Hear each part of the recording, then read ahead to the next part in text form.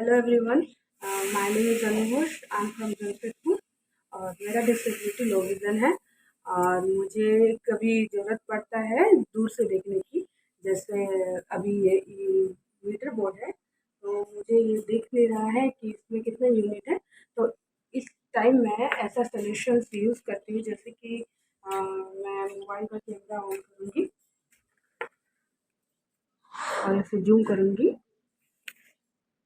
Zoom करके इसका photo click करूँगी।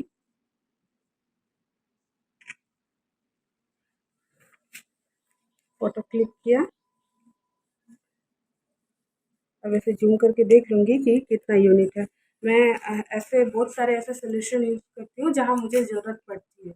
जैसे बाहर में भी कभी मुझे बहुत सारे जगहों में सॉल्यूशन यूज़ करना पड़ता है, दुकान का नाम या कुछ भी छोटा लेटर पढ़ने के लिए, तो मैं इसी का यूज़ करती हूँ। Thank you. Break Free Solutions, brought to you by Project Discovery, supported by Enable India and Google.